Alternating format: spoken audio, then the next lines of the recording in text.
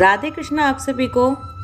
वैशाख मास महात्म्य अध्याय 11। धन शर्मा की कथा सुनने के बाद ब्राह्मण धर्मराज से पूछते हैं, धर्मराज, धर्म और अधर्म के निर्णय में आप सबके लिए प्रमाण स्वरूप हैं, अतः बताइए मनुष्य किस कर्म से नरक में पड़ते हैं तथा किस कर्म के अनुष्ठान से वे स्वर्ग में जाते हैं।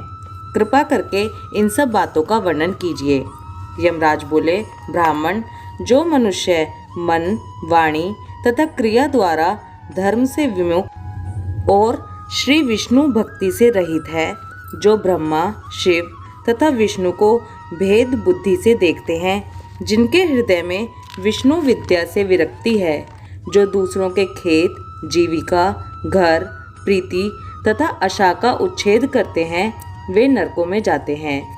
जो मूर्ख जीविका का कष्ट भोगने वाले ब्राह्मणों को भोजन की इच्छा से दरवाजे पर आते देख उनकी परीक्षा करने लगता है, उन्हें तुरंत भोजन नहीं देता, उसे नरक का अतिथि समझना चाहिए।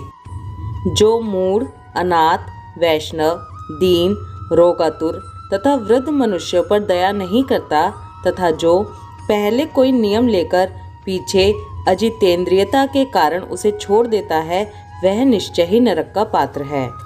जो सब पापों को हरने वाले दिव्य स्वरूप व्यापक, विजयी, सनातन, अजन्मा, चतुर्भुज, अच्युत, विष्णु रूप दिव्य पुरुष श्री नारायण देव का पूजन, ध्यान और स्मरण करते हैं, वे श्री हरि के परम धाम को प्राप्त होते हैं। यह सनातन श्रुति है। भगवान दामोदर के गुणों का कीर्तन ही मंगलमय है। वही धन का उपार्जन है तथा वही इस जीवन का फल है। अमित तेजस्वी देवादिदेव श्री विष्णु के कीर्तन से सब पाप उसी प्रकार नष्ट हो जाते हैं जैसे दिन निकलने पर अंधकार। जो प्रतिदिन श्रद्धा पूर्वक भगवान श्री विष्णु की यशोगाथा का गान करते और सदा स्वाध्याय में लगे रहते हैं, वे मनुष्य स्वर्गगामी होते हैं। हे विप्रवर, भगवान वासुदेव के नाम जप में लगे हुए मनुष्य पहले के पापी रहे हों तो भी भयानक यमदूत उनके पास नहीं फटकने पाते। हे द्विजश्रेष्ठ, हरि कीर्तन को छोड़कर दूसरा कोई ऐसा साधन मैं नहीं देखता जो जीवों के संपूर्ण पापों का नाश करने वाला प्रायश्चित हो। जो मांगने पर प्रसन्न होते हैं, देकर प्रिय वचन बोलते हैं तथा जिन्होंने दान के फल का परित्याग कर दिया है, वे मनुष्य स्वर्ग में जाते हैं। जो दिन में सोना छोड़ देते हैं, सब कुछ सहन करते हैं, पर्व के अवसर पर लोगों को आश्रय देते हैं, अपने से द्वेष रखने वालों के प्रति भी कभी द्वेषवश अहितकारक वचन मुंह से नहीं निकालते, अपितु सबके गुणों का ही बखान करते हैं, वे मनुष्य स्वर्ग में जाते हैं। जो पराई स्त्रियों की ओर से उदासीन होते हैं और सत्व गुण में स्थित होकर मन, वाणी या क्रिया द्वारा कभी उनमें रमण नहीं करते, वे मनुष्य सर्वगामी होते हैं। जिस किसी कुल में उत्पन्न होकर भी जो दयालु, यशस्वी, उपकारी और सदाचारी होते हैं, वे मनुष्य स्वर्ग में जाते हैं। जो व्रत को क्रोध से, लक्ष्मी को डाह से, विद्या को मान और अपमान से, आत्मा को प्रमाद से, बुद्धि को लोभ से, मन को काम से तथा धर्म को कुसंग से बचाए रखते हैं, वे मनुष्य स्वर्गगामी होते हैं। हे विप्र, जो शुक्ल और कृष्ण पक्ष में भी एकादशी को विधि पूर्वक उपवास करते हैं, वे मानव स्वर्ग में जाते हैं। समस्त बालकों का पालन करने के लिए जैसे माता बनाई गई है तथा रोगियों की रक्षा के लिए जैसे औषधि की रचना हुई है, उसी प्रकार संपूर्ण लोकों की रक्षा के निमित्त एकादशी तिथि का निर्माण हुआ है। एकादशी के व्रत के समान पाप से रक्षा करने वाला दूसरा कोई साधन नहीं है। अतः एकादशी को विधि पूर्वक उपवास करने से मनुष्य स्वर्गलोक में जाते हैं। अखिल विश्व के नायक भगवान श्री नारायण में जिनकी भक्ति है, वे सत्य से हीन और रजोगुण से युक्त होने पर भी अनंत पुण्यशाली हैं तथा अंत में वे वैकुंठ धाम में पधारते हैं। जो वेदसी, यमुना, सीता, गंगा तथा पुण्य सलीला, गोदावरी का सेवन और सदाचार का पालन करते हैं, जिनकी स्नान और दान में सदा प्रवृत्ति है, वे मनुष्य कभी नरक के मार्ग का दर्शन नहीं करते। जो कल्याणदायिनी नर्मदा नदी में गोते लगाते तथा उसके दर्शन से प्रसन्न होते हैं, वे पाप रहित हो महादेव जी के लोक में जाते हैं और चिरकाल तक वहाँ आनंद भोगते हैं।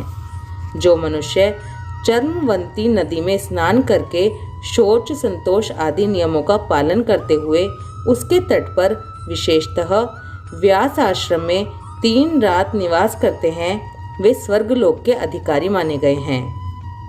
जो गंगा जी के जल में या प्रयाग, केदारखंड, पुष्कर, व्यास आश्रम या प्रभास क्षेत्र में मृत्यु को प्राप्त होते हैं, वे विष्णु लोक में जाते हैं। जिनकी द्वारका या कुरुक्षेत्र में मृत्यु हुई है, या जो योग अभ्यास से मृत्यु को प्राप्त हुए हैं, या मृत्यु काल में जिनके मुख से हरि इन 2 अक्षरों का उच्चारण हुआ है, वे सभी भगवान श्री हरि के प्रिय हैं। हे विप्र, जो द्वारकापुरी में 3 रात भी ठहर जाता है, वह अपनी 11 इंद्रियों द्वारा किए हुए सारे पापों को नष्ट करके स्वर्ग में जाता है। वैष्णव व्रत एकादशी के पालन से होने वाला धर्म तथा यज्ञादि के अनुष्ठान से उत्पन्न होने वाला धर्म, इन दोनों को विधाता ने तराजू पर रखकर तोला था। उस समय इनमें से पहले का ही पलड़ा भारी रहा।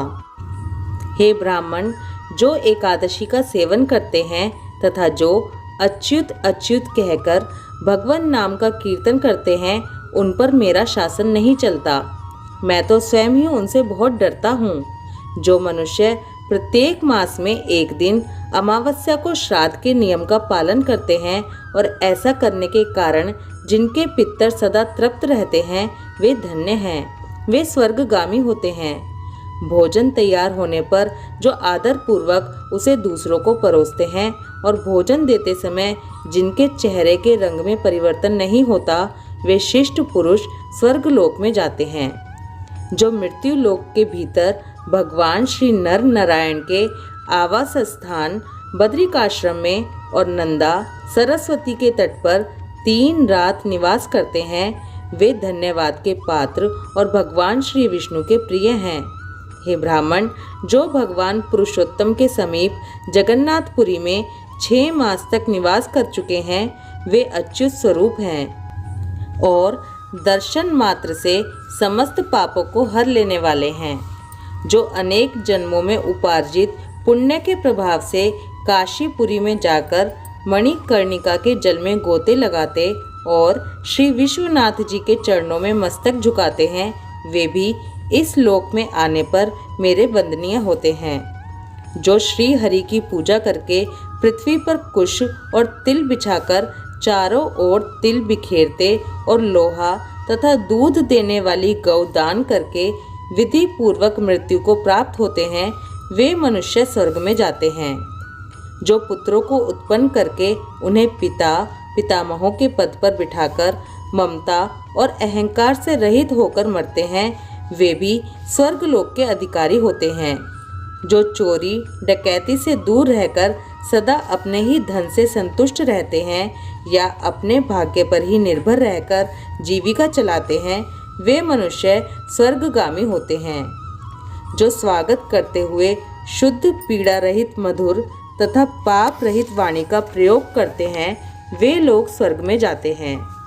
जो दान धर्म में प्रवृत्त तथा धर्म मार्ग के अनुयायी पुरुषों का उत्साह बढ़ाते हैं, वे चिरकाल तक स्वर्ग में आनंद भोगते हैं।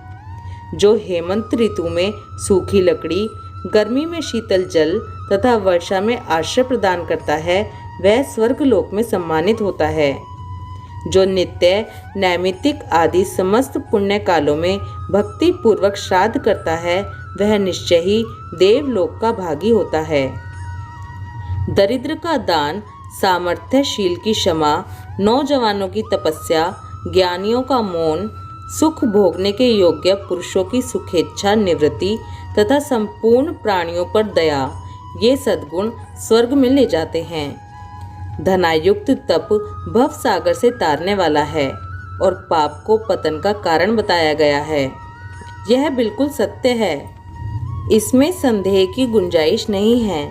हे ब्राह्मण, स्वर्ग की राह पर ले जाने वाले समस्त साधनों का मैंने यहाँ संक्षेप से वर्णन किया है। वैशाख मास महात्म्य अध्याय 11 समाप्त। ओम माधवाय नमः। राधे कृष्णा।